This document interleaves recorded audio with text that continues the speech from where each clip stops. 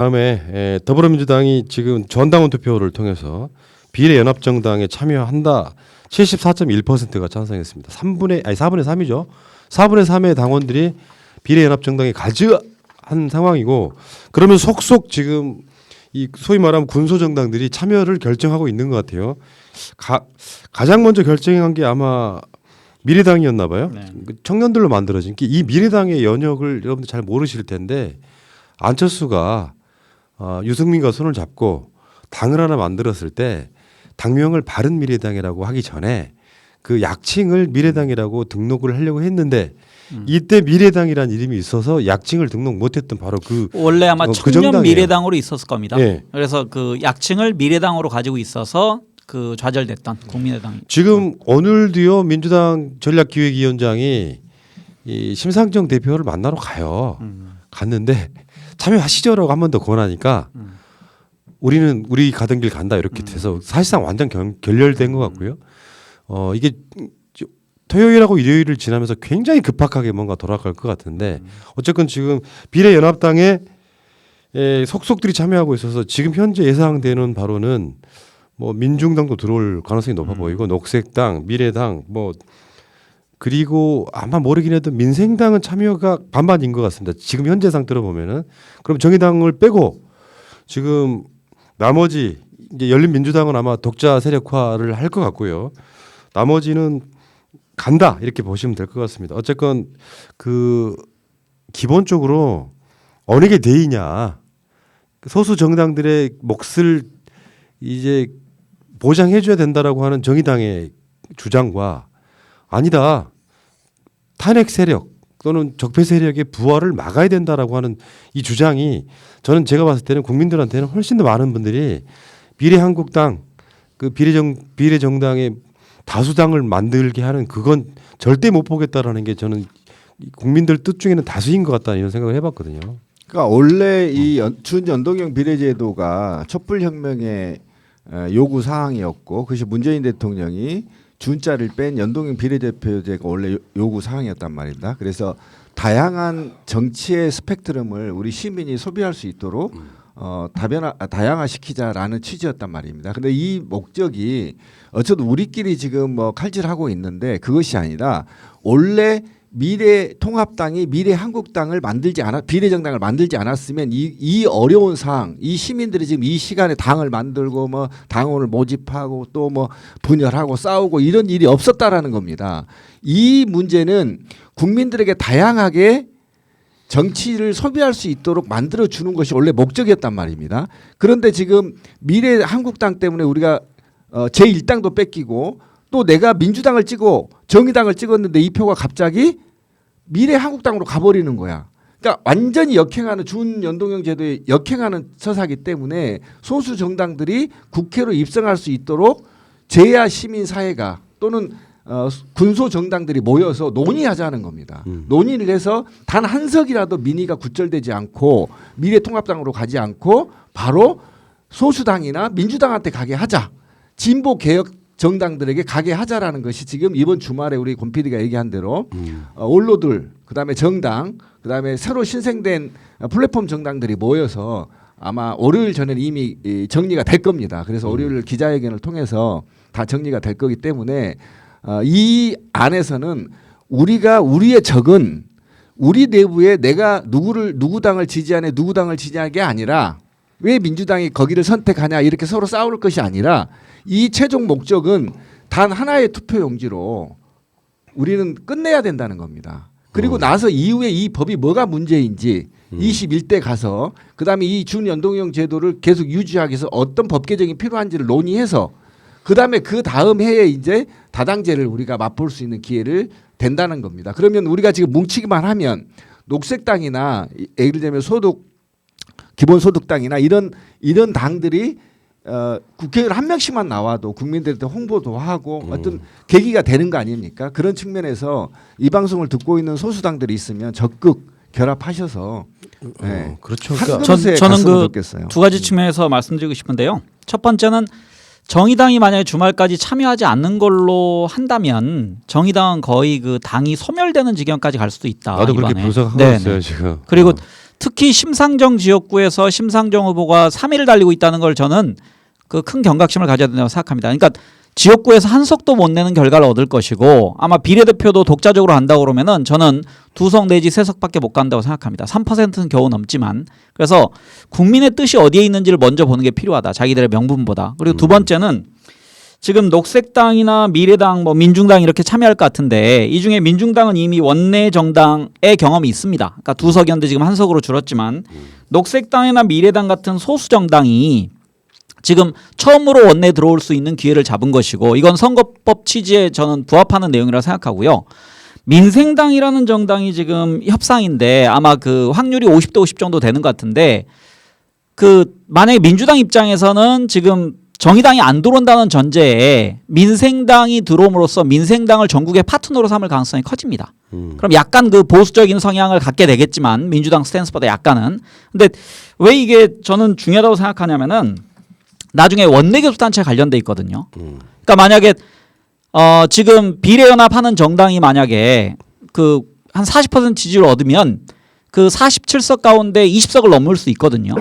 그러면은 선거 4.15 총선 결과 후에 이 그 플랫폼 정당이지만 그 정당 자체가 원내교섭단체가 되면 공수처장 임명안을 처리할 수 있습니다. 한 3개월 정도 유지되고 그리고 한 3개월쯤 돼서 그 나중에 정기국회 갔을 때 각 정당으로 보내도 되거든요. 한시적으로 운용을 하다가 그런 면에선 저는 그 원내교섭단체를 달성 가능하게 하는 하나의 툴로서 3개월 정도는 작동할 필요가 있다고 생각합니다. 거기에 결집해서. 자, 어쨌건 지금 지켜보고 싶어요. 여기서는 제 생각에는 각자의 모든 생각을 존중해요. 그럼 지금부터는요 정의당 비판할 것도 없어요. 어떤 다른 정당도 마찬가지고 비판할 게 없고 각자의 선택을 존중하는 가운데 일단 민주당이 기둥을 세웠다. 네, 맞습니다. 이 기둥 세운 그 흐름대로 가면은 전체적인 시뮬레이션도 보면은 정의당 따로 가도 그렇게 나쁘지 않은데 결국에는 내가 봤을 때 이 선택, 이 분위기는 가장 정의당한테는 안 좋은 길로 가고 있는데 그렇죠. 이상한 고집을 부리는 거고 나는 민주당의 선택은 진짜 훌륭했다고 보는 게 당원들이 하게 하는 문제도 있었지만 결국에는 민주당이 비례대표 욕심 안 부릴 거야. 최소한 이 병립형에서 대략 얻을 것으로 예상되는 7석 정도만 후순위에 배치하는 건 빼면 예를 들어서 정의당한테 몰빵하는 식으로 우리가 갔다면요. 어떤 방식이 생기냐면 정의당만 굉장히 큰 정당이 되고 나머지 정당들은 또 3%가 안 돼서 한 석도 못 얻는 경우가 꽤 많아졌을 거예요. 그러니까 사실상 정의당이 진보정당 몫을 독식하겠다라고 하는 과욕도 분명히 있는 것이거든요. 그렇죠. 말하자면 정반대로 말해서 녹색당이나 다른 정당들이 앞순위에 많이 배치가 되면요. 진보정당 순위가 바뀔 수도 있어요. 그렇죠. 이런 상황까지 올 수 있는데 정의당의 최대 위기라고 생각합니다. 그러니까 탄생 후 최대 위기. 근데 이게 이제 오늘 민주당이 공개적으로 어쨌든 사무총장이 친서를 갖고 지금 당 대표를 만난 걸로 알고 있어요. 그거는 그러니까 비례를 제외한 나머지의 정치적 연대는 그들이 알아서 하면 되는 겁니다. 당끼리 지역구 문제는.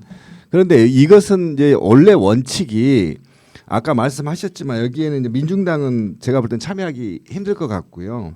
그러니까 기본소득당, 녹색당, 미래당, 민주당 요 정도가 지금 얘기가 되고 있는 것 같고 그런데 이거의 핵심은 미래한국당이 존재하고 만약에 이대로만 치러진다면 황금 분할이 이루어지지 않는다는 거 아닙니까? 그러다 보면 짜투리 정당들 3.9%, 2.9%, 그래서 결과적으로는 자유한국당이 제1당까지 넘보는 미래통합당이 제1당까지 넘보는 이 사태를 막기 위함이거든요. 그리고 우리가 정의당을 욕할 필요가 없어요. 정의당은 그 당원들이 선택하는 것이고 당 지도부들이 선택해서 그 선택한 만큼만 받으면 되는 겁니다. 지지 세력을. 그러니까 우리가 지금부터는 이제는 한 놈만 패야지 여기저기 잡아 패면 안 되는 겁니다. 이제 이미 시민사회가 그릇을 만들어 놨고 이 그릇에 민주당이 오기로 했고 그러면 나머지 어떤 군소 정당들이 올 것이냐만 주말에 남아 있단 말입니다. 근데 물리적으로 지금 16일 전에 기성 정당들은 선관위에 비례대표 선출 방식을 신고해야 되기 때문에 시간이 없습니다. 다음 주 수요일까지밖에. 그러니까 물리적으로 힘들다는 겁니다. 그래서 지금은 어쨌든 범민주 진보 개혁 세력들이 분발해서 저 사악한 극우 미래통합당을 몰아내고 어떻게 하면 우리가 200석 182석은 생겨야 개헌까지 갈 수 있고 우리가 말하는 발안제나 뭐 등등이 탄핵 이런 제도들이 통과될 수 있단 말입니다. 그러니까 이런 걸 전반적으로 생각하려면 정의당이나 군소정당들이 잠깐 실수했다고 해서 욕할 필요가 없다. 우리는 한 놈만 팬다. 네, 좋습니다. 좋고요. 뭐 잠깐 짜투리로 말씀드리면은 민중당 같은 경우에 지금 국회의원 후보가 남녀 동수를 지령했다고. 네, 그렇다. 이건 굉장히 가치가 있는 일이라고 생각해요. 뭐 인위적으로 맞추는 것도 웃기긴 한데 얼마나 노력을 했는지가 나름대로 보여진다는 말씀드리고 이분들이 지금 이 비례연합정당에 안 들어올 가능성이 저는 없어 보이거든요. 들어오는 게 훨씬 이득이에요. 그렇죠. 저도 이 상황에서는. 자, 근데 이런 게 있어요. 언론들이 이 비례연합을 참여해도 어제 뉴스 보니까 SBS가 그런 뉴스를 하더라고. 총선까지 갈 길이 멀다. 근데 나는 그게 내 마음이 꺼여서 그러나 이게 비아냥되는 것 같은 느낌 때문에 되게 싫더라고요. 현실적으로는. 근데 나는 지금 최근에 급박하게 돌아가는 이런 비례연합정당을 만드는 과정에 진짜 민주시민들 개념 있고 빠르고 이런 생각들을 해봤거든요. 급하면 다 해 알아서. 저는 이 문제를 별로 걱정할 필요가 없다고 생각하는 게 첫 번째로는 그 가장 큰 지분을 가지고 절대 지분을 가지고 있는 민주당이 원래는 7 플러스 알파 정도를 계산했다가 7로 그냥 수렴한 거거든요. 우린 7 정도. 그러니까 그거는 7은 그냥 병립형으로 받을 수 있는 겁니다. 그러니까 40% 지지율이라면 4일은 4, 47에 28, 6.8이잖아요. 7석은 비례해서 하나도 안 얻겠다는 겁니다. 그러니까 연동형 비례로는. 그래서 7이라는 걸로 양보를 했고 나머지 우리가 추가로 얻는 그러니까 미통당에게 줄 미래한국당에게 줄 것을 우리가 다 군소정당에게 배분하겠다라는 얘기거든요. 그래서 민주진보개혁에게 표를 그 국회의원을 몰아주겠다. 그래서 젊은 청년들 국회에 진입시켰다 이런 의지를 표현한 거라 생각해서 첫 번째 민주당이 양보했기 때문에 가장 큰 합의가 이루어졌다고 생각하고 잠정적인 나머지는 그 정치참여연대를 구성하고 있는 사회 원로들이 내부적으로 교통정리를 잘 할 거라고 생각합니다. 그러니까 가장 큰 지분 절대 지분 가지고 있는 정당이 양보했는데 그 안에 교통정리 안 된다? 저는 쉽게 교통정리 될 거라고 생각합니다. 예. 누가 참여할지만 정해지면. 제가 그 이제 이런 거잖아요. 논리가 비례연합정당에 참여하면 중도층이 떨어져 나간다는 이상한 논리. 이거 진짜 뇌피셜 논리예요. 그러니까 최근에 여론조사 같은 걸 봐도 그런 거더라고. 예전의 국민이 아니에요. 뭐 TV 뉴스 보고 뭘 결정하는 국민은 아닌 것 같고 이분들은 어떤 정보가 나오면 금방 소식을 접하고 그런 걸 통해 가지고 자신들의 정치적 의사 표현을 하시더라고요. 그러니까 예를 들어서 정의당이 뭐 시뮬레이션 돌려보면 7, 8%밖에 안 나온다라고 하는 의미 속에는 니들이 그렇게 고집 부리면 지금 미래통합당 등이 득세한다는 걸 너무나 잘 알고 있는 거예요. 최소한 깨어있는 민주시민은. 그러면 나중에 뭐 중도층이 이따가 뭐 금태섭 논란 이야기도 나오겠습니다만 중도층은 그렇게 움직이는 저는 쪽이라고 생각하진 않아요. 다시 말씀드리지만 어제 했던 이야기 약간만 반복해 볼게요. 중도는 가운데 있는 게 아니라고. 중도는 가짜 중도와 진짜 중도가 있습니다. 가짜 중도는 샤이 보수예요. 미래통합당 등을 차마 지지하면서도 말을 못하는 세력. 요거는 중도가 아니에요. 항상 잠재적으로 있는 그냥 보수일 뿐이야. 나머지가 어떤 사람들이냐면 다른 걸 떠나서 디테일을 떠나가지고 민주당이나 문재인 대통령이 개혁적이면 지지해주고 남북평화가 온다고 하면 지지해주는 그 세력들입니다. 이 사람들이 엄밀한 의미의 정확한 중도예요. 이 사람들이 봤을 때 미래한국당 등이 더 커지고 세지는 건 반대하는 건 당연한 겁니다. 그러면 오히려 정의당은 지역구에서도 망할 수가 있는 거예요. 그렇죠. 이런 흐름이라는 게 원래 그렇다고. 그러니까 지역구 흐름이 따로 있고 비례대표 흐름이 따로 있습니까?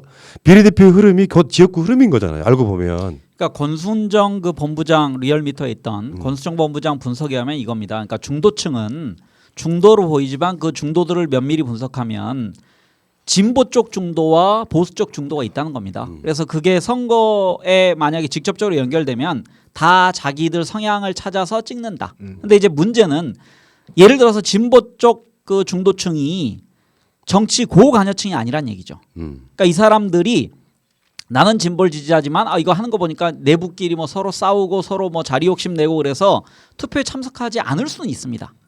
그러니까 원래 진보적 성향을 가지고 있는 사람들이지만 얼마나 정치에 관여할 수 있느냐 그런 틀을 마련하기 위해서 저는 민주당이 지금 최대한 양보하는 예. 그런 측면으로 지금 선거를 주도하고 있다고 생각합니다. 근데 중도는 음.